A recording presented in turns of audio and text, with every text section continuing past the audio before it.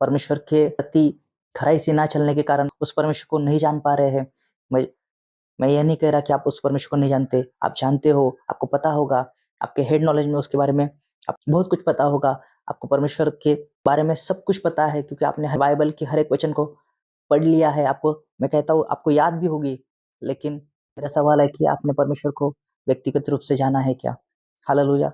आपने उसको गहराई से समझा है क्या? क्योंकि बिना परमेश्वर को जाने आप जो आराधना कर रहे हैं, जो आप वर्शिप कर रहे हैं, जिसे आप वर्शिप का नाम दे रहे हैं, आप उसके द्वारा सामर्थ नहीं प्राप्त कर पा रहे। सबसे बड़ा झूठ होगा, एक व्यक्ति वर्शिप कर रहा है और उसके अंदर सामर्थ नहीं है। हालेलुया! परमेश्वर की आराधना करने वाला जो व्यक्ति सच्चाई से, आत्मा से, खराई से परमेश्वर की आराधना करता है, वो परमेश्वर की सामर्थ से भरा हुआ व्यक्ति होगा। आज अपने आप को चेक कीजिए, अपने आप को देखिए, क्या मेरे अंदर सामर्थ है? हालेलुया! क्या मैं परमेश्वर की सामर्थ से भरा हुआ व्यक्ति हूँ? मैं परमेश्वर की आत्मा से परिपूर्ण व्यक्ति हूँ क्या? आमीन। हालेलुया! सबको जय मसीह की। मैं प्रभु का दास प्रोफेट संजय शिंदे फिर एक बार आप सबका स्वागत करता हूँ। आज के विषय में हम बहुत ही ज़्यादा महत्वपूर्ण विषय पर मनन करने वाले हैं और हम आराधना के विषय में और आराधना के गीत के विषय में कुछ गहरी बातें सीखेंगे। जो आराधना की सच्चाई है, जो परमेश्वर चाहता है, जो परमेश्वर का वचन खुद कहता है कि जो सच्चे आराधकों को जो आत्मा से और खराई से परमेश्वर की आराधना करे, वो उनको ढूंढता है। हालेलुया! सबसे पहले हम आराधना क्या है और हमें क्यों आराधना करनी है, हम इस वचन को समझेंगे। क्योंकि जब तक हम आराधना क्यों कर रहे हैं और किस लिए कर रहे हैं, इसकी गहराई हमें पता नहीं होगी, तब तक हमारी आराधना उस ग्रहण योग्य नहीं ठहरेगी। क्योंकि आराधना एक उच्च प्रति की जो सबसे ऊंची प्रार्थना है और हम आराधना इसलिए करते हैं कि परमेश्वर के पास हम जल्द से जल्द पहुंच सके। हालेलुया!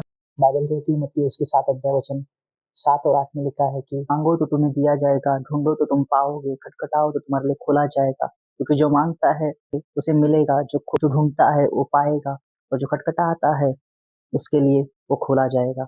हालेलुया! जब तक ये 3 बातें हमारे जीवन में आराधना करते समय नहीं होगी, क्योंकि आराधना का पर्पस है, क्योंकि मैंने पहले ही कहा कि आराधना एक उच्च प्रति की प्रार्थना है, जो ऊंची स्तर की एक प्रार्थना है जो हम करते हैं। केवल गीत गाना है एक आराधना नहीं है। इसलिए बड़े ध्यान से इस वचन को सुनिए। जो आराधना की एक सच्ची गहराई है वो आज हम सीखेंगे। आमीन। हालेलुया! इंग्लिश में मांगने को कहता है आस्क, लेकिन मैं आस्क इस वर्ड को ही मैं डिवाइड करूंगा। A for asking to God, उसके बाद में आता है S seeking the kingdom of God, then K the knocking the door of heaven. Hallelujah! ये 3 बातें अगर हम आराधना में अपने सामने नहीं रखेंगे, हम कभी भी सच्ची आराधना, एक जो आराधना की गहराई है उसे हम नहीं सीख पाएंगे। हालेलुया! क्योंकि हमें मांगना भी है, हमें परमेश्वर को उस आराधना के समय ढूंढना भी है और उस आराधना के समय स्वर्ग के द्वार को खटखटाना है, ताकि परमेश्वर जो अपनी भली भांति इच्छा जो रखता है हमारे प्रति वो हम पर जाहिर करे। आमीन। हालेलुया! अगर मैं आराधना कर रहा हूँ, अगर मैं परमेश्वर के लिए गीत गा रहा हूँ, तो मुझे किन बातों का ध्यान रखना जरूरी है, हम उस बातों को सीखेंगे। आमीन। भजन संहिता उसके 7 अध्याय और वचन 9 में लिखा है कि परमेश्वर मनों को जांचने वाला परमेश्वर, वहां पे लिखा है परमेश्वर धर्मी परमेश्वर मन और मर्म का ज्ञाता है। हालेलुया! परमेश्वर आपके मनों को जांचने वाला परमेश्वर है। आमीन। भजन संहिता 19 उसके 14 वचन में दाऊद वहां पे परमेश्वर से कह रहा है कि जो कुछ भी मेरे मुख से निकले, जो मेरे हृदय से निकले, वो तेरे सामने ग्रहण योग्य ठहरे। क्योंकि जब जब हम आराधना करने जा रहे हैं परमेश्वर के सामने, हमारा मन और हमारे शब्द परमेश्वर के लिए काफी महत्वपूर्ण होंगे। क्योंकि कभी भी परमेश्वर को भरमा नहीं सकते, कि परमेश्वर मनों को जांचने वाला परमेश्वर है। इसलिए दाऊद कहता है परमेश्वर जब जब मैं तेरे सामने आऊं, मेरे मुख के शब्द, मेरे हृदय के ध्यान को तेरे सामने ग्रहण योग्य ठहरे। दानियल की पुस्तक उसका 10 अध्याय वचन 12 में लिखा है कि एक स्वर्गदूत दानियल से कहता है, जिस दिन तूने समझने बुझने और परमेश्वर के प्रति दीन होने का निर्णय लिया, उसी दिन मैं तेरा उत्तर लेके आया हूँ। हालेलुया!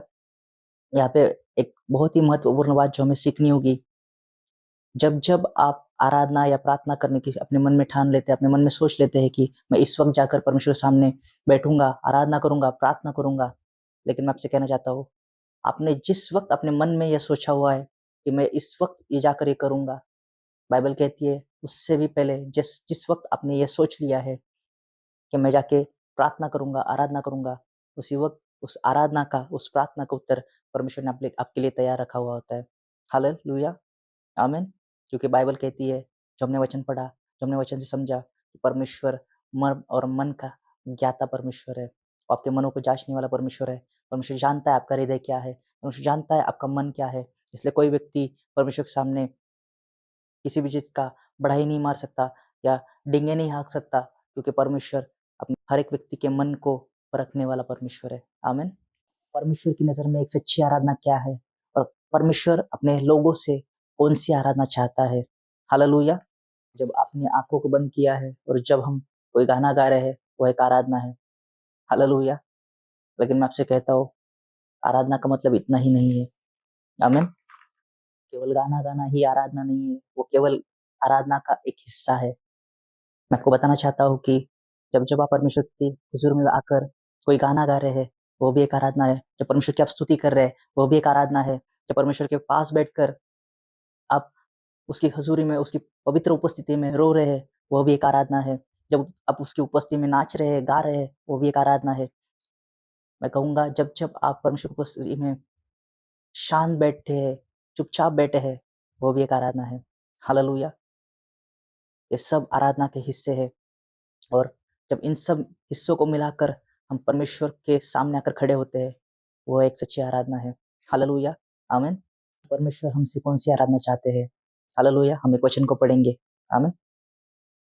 हमारे बाप-दादों ने इसी पहाड़ पर आराधना की और तुम कहते हो कि वह जगह आराधना करनी चाहिए, यरूशलेम में है। यीशु ने उससे कहा, हे नारी, मेरी बात का विश्वास कर कि वह समय आता है कि तुम न तो इस पहाड़ पर पिता की आराधना करोगे, न यरूशलेम में। तुम जिसे नहीं जानते उसकी आराधना करते हो और हम जिसे जानते हैं उसकी आराधना करते हैं, क्योंकि उद्धार यहूदियों में से है। परंतु वह समय आता है, वरन अब भी है, जिसमें सच्चे भक्त पिता की आराधना आत्मा और सच्चाई से करेंगे, क्योंकि पिता अपने लिए ऐसे ही आराधक को ढूँढता है। परमेश्वर आत्मा है और अवश्य है कि उसकी आराधना करने वाले आत्मा और सच्चाई से आराधना करें। आमीन। हाँ, इस वचन में बहुत सी गंभीर बातें हैं जो हमें समझना बहुत ही ज़्यादा ज़रूरी है। हालेलुया! मैं जानता हूँ कि अब तक आपको हर किसी व्यक्ति ने बताया है, अपने पास्टर ने, आप जिस चर्च में जा रहे हो वहाँ पे भी आपको सिखाया गया है कि परमेश्वर की आराधना आत्मा और सच्चाई से करना ज़रूरी है। लेकिन कैसे हम उस आत्मा में और उस खराई में पहुँच सकते हैं? शायद ही आपको किसी ने बताया होगा। इसलिए मैं चाहता हूँ कि इस वचन को आप काफ़ी गंभीरता से सुनें और गहराई से उसको समझें। हालेलुया! आमीन। चर्चेस में बहुत सारे लोग उस सामरी स्त्री की तरह अपनी सोच रखते हैं, क्योंकि जैसे उनके बाप-दादाओं ने, उनके पुरखों ने जैसे परमेश्वर की आराधना की, जैसे कुछ रिलीजियस कल्चर में जैसे आराधना होती है, उसी प्रकार अब भी हम उसी कल्चर के अंदर फँसे हुए हैं, उसी रिलीजियस तरीके से हम आराधना कर रहे हैं, उसी पारंपरिक तौर तरीकों से परमेश्वर की आराधना आज भी किए जा रहे हैं। हालेलुया! वो उनका समय था, लेकिन आज जिस समय में हम हैं और यह वो समय है कि जिस वक़्त हम पवित्र आत्मा की सामर्थ से भरे हुए लोग हैं। परमेश्वर की आत्मा हम पर आई हुई है और परमेश्वर चाहता है कि हम उसकी आत्मा के द्वारा, उसके खराई से, उसके सामर्थ्य से भरकर परमेश्वर की आराधना करें, क्योंकि यह वो समय है जिस समय हमें जानना होगा हर एक व्यक्ति को कि परमेश्वर का मन क्या है, हम कैसे परमेश्वर की आराधना करें। हालेलुया! यीशु मसीह उसे कहते हैं कि तुम जिसे नहीं जानते तुम उसकी आराधना कर रहे हो, लेकिन हम जिसे जानते हैं हम उसकी आराधना कर रहे हैं। बाइबल कहती है जब पौलुस और सीला परमेश्वर की आराधना उस जेल के अंदर बैठकर कर रहे थे, जब वो उनको जंजीरों ने जकड़ा हुआ था, बाइबल कहती है जब पौल और सीला आराधना कर रहे थे, वहाँ पर भूकंप हुआ, वहाँ के जेल के दरवाजे टूट गए, उनके जो बंधन थे वो टूटकर, गलकर निकल पड़े। हालेलुया! लेकिन हम कब तक खाली उस बातों को पढ़ेंगे? क्यों हम अपने जीवन में उस एक्सपीरियंस को नहीं ले पा रहे? क्यों हमारे आराधना में एक मक्खी भी नहीं उड़ती? हालेलुया! मैं चाहूँगा आप उस आराधना की गहराई को समझें, क्योंकि जब तक आप उस आराधना में नहीं जाओगे, जहाँ पर परमेश्वर की सामर्थ बहती है, क्योंकि आराधना एक उच्च प्रति की प्रार्थना है और जब हम प्रार्थना कर रहे हैं, क्योंकि हम प्रार्थना, बाइबल कहती है, यहोवा परमेश्वर भस्म करने वाला अग्नि है। अगर आप अग्नि के पास जा रहे हो, तो मेरा दावा है, आप भी अग्नि से भरोगे, क्योंकि अग्नि के पास जाओगे तो आप भी जलोगे। हालेलुया! आपके अंदर आत्मिक आग जलने शुरू हो जाएगी, क्योंकि आप जा ही नहीं रहे उस स्थान तक, आप पहुँच ही नहीं पा रहे परमेश्वर के पास, उस आराधना में, इसलिए आप परमेश्वर की सामर्थ को नहीं देख पा रहे। हालेलुया, आमीन। इसलिए वो वचन लिखा है कि परमेश्वर ऐसे लोग को ढूँढ रहा है जो आत्मा से और खराई से उसकी आराधना करे, क्योंकि परमेश्वर आत्मा है। आमीन। इसका मतलब एक आराधना ऐसी भी है जो आत्मा से और खराई से नहीं है, जिसे हम झूठी आराधना भी कह सकते हैं, जिसे हम एक ढोंग भी कह सकते हैं। हालेलुया। क्योंकि इसके अगले पार्ट में हम उस आराधना का एक बहुत बड़ा प्रकाशन, जो हर एक व्यक्ति को पता होना चाहिए, एक हर एक विश्वासी को उस प्रकाशन को समझना होगा। हालेलुया, आमीन।